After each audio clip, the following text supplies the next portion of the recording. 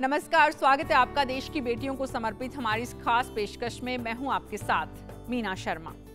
कहते हैं आत्मसम्मान आत्मनिर्भरता से आता है, लेकिन क्या हो जब जन्म से ही किसी को शारीरिक विषमताएं घेर लें। दिल्ली से सटे गाजियाबाद की 11 साल की पलक भी उन्हीं में से थी। उस हालात ने इस बच्ची की रफ्तार रोकने की कोशिश भी की, लेकिन कहते हैं जब अंधेरा सबसे ज्यादा घना होता है तो रोशनी की नई सुबह भी उतनी ही करीब होती है। गाजियाबाद की इस बेटी ने भी कुछ ऐसा ही कर दिखाया। मिलिए पलक से। पलक कालिया को देखकर शायद ही आप यकीन कर पाए कि इसने नेशनल पैरा एथलीट में दो सिल्वर मेडल जीते हैं। एक 50 मीटर रेस में तो दूसरा सॉफ्ट बॉल थ्रो में। दिल्ली, हरियाणा और उत्तर प्रदेश के मुकाबलों में ये नन्ही सी जान 3 गोल्ड मेडल जीत चुकी है। नोएडा, ग्रेटर नोएडा की रेस प्रतियोगिता में गोल्ड जीत चुकी है। ये तो चंद बानगी है।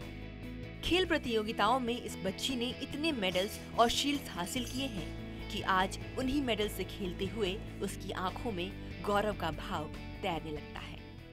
पलक ने फर्स्ट अचीवमेंट जो रेसर के रूप में लाया था वो Delhi, UP, Haryana 3 state top करके उसका पहला अचीवमेंट रहा था। उसमें गोल्ड मेडल उसने जीता था।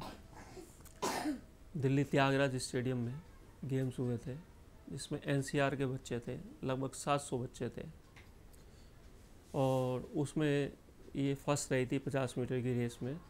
गोल्ड मेडल इसने जीता था, जो एक हम लोगों को एक ऐसा अचीवमेंट दे गया, सोचने को मजबूर कर गया कि अगर आज हम पलक के साथ स्टैंड नहीं करते तो पलक इस्टेब्लिश नहीं हो पाएगी।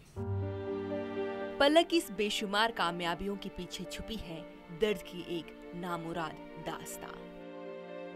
साल 2004 में पलक आसमान से जब धरती पर उतरी तो सामान्य नौनिहाल थी।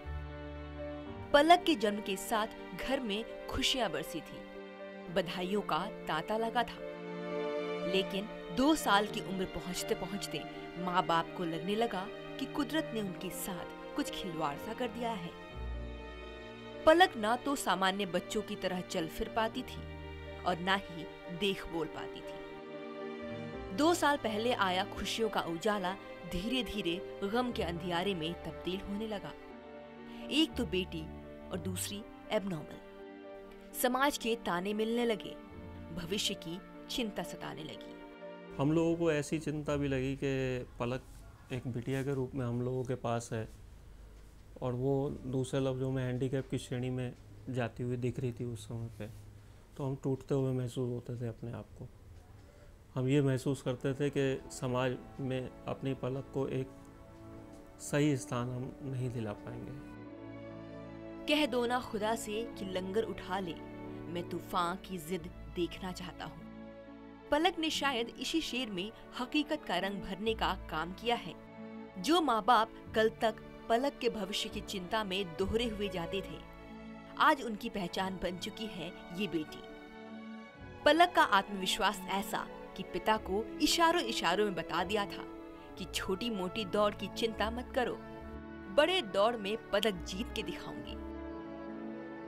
समाज में कई जने ऐसा बोलते थे, आज भी बोलते हैं कि एक हैंडीकैप बच्चा कुछ नहीं कर सकता, लेकिन उन सब के लिए अपने आप में एक खुद में पलक ने जवाब दिया उन लोगों को।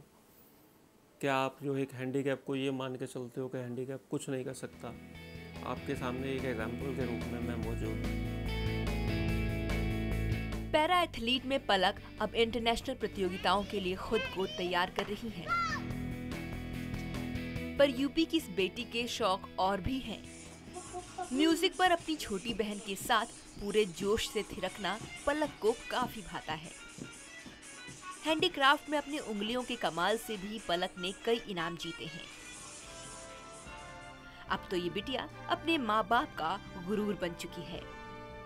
पलक देश का स्वाभिमान है और हमें इन पर अभिमान है। पलक की सफलता वाकई काबिले तारीफ है, लेकिन इस तारीफ के पीछे कड़ी मेहनत और लगन के रूप में उस पिता का भरोसा छुपा है जिसने पलक की कमियों के बीच उसकी उस प्रतिभा को जाना जो आज उसकी पहचान बनी है। तो कल आपको मिलवाएंगे बॉलीवुड की एक ऐसी हस्ती से जिसने बिना किसी सहारे के ग्लैमर इंडस्ट्री में अपनी अलग पहचान बनाई। बस आप देखना न भूलें। अब के बरस मोहे बिटिया ही दीजो।